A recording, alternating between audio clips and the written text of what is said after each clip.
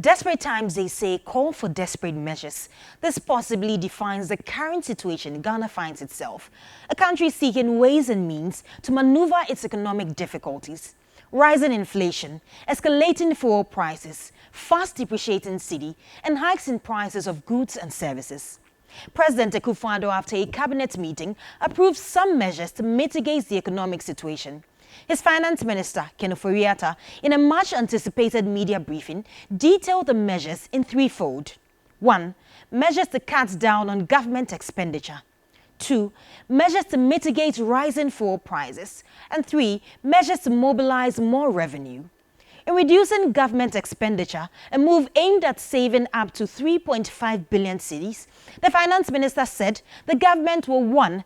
Take 30% of salaries of ministers and CEOs of state-owned enterprises. 2. Cut down on fuel coupon allocation to government appointees and heads of state institutions by 50%.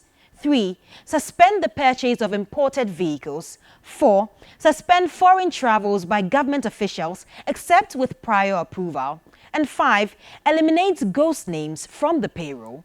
While cutting costs on one end, the government also looks forward to adopting strategies to raise more revenue. We will therefore begin the implementation and collection of the revised property rate by end of April 2022. Will implement the e-VAT, e-commerce, and e-gaming initiatives. We will impress upon Parliament to fast-track the passage of the e-levy bill, tax exemptions bill, and fees and charges bill, and immediately enforce the no duty, no exit policy at the MPS terminal at the Tema port to improve revenue collection.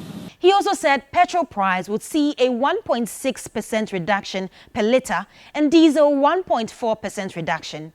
This translates to 15 pesos reduction on a litre of petrol and diesel. This comes days after the Council of State announced a 20% pay cut for the rest of the year, an estimated revenue save of about 1.6 million cedis. Chairman of the National Development Planning Commission, Prof. Stephen Adair, says, though the cuts may not contribute much, it's a sign of leadership. Don't let anybody think that when they cut these salaries, then the problem is solved. Altogether, we are talking about less than $500 million. But we need billions.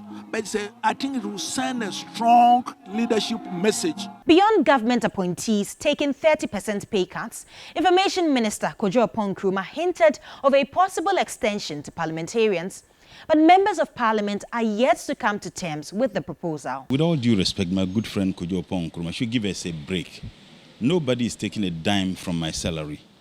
What we are asking this government to do is to reduce the size of government. If that is what is necessary to sort of give us some relief temporarily, because at the end of the day, if things are very difficult and we should sacrifice, I mean, this house should sacrifice as well. I will not advise any member on my side to do that, because it is not to do that, to do the cut and then they control wasting the money to do all the lavish things. No, it's not worth it. The opposition National Democratic Congress has little faith in the pay cuts. National Communications Officer Sami Jemfi says the move is a fiasco. In reality and in truth, will be allocation cuts. Because you are not getting the money in the first place, so what are you cutting? So you will be cutting allocations on paper and not the expenditures. Expenditure at the end of the 2022 fiscal year is even likely to be more than the 137 billion they have projected. Meanwhile, Vice President and head of the Economic Management team, Dr. Mahmoud Bawumia, who has come under intense pressure for being missing in action in dire moments of economic hardships, is expected to break the silence on April 7. Hopefully, he provides more solutions to the country's economic woes, including how to rearrest the cedi, which many say has broken jail.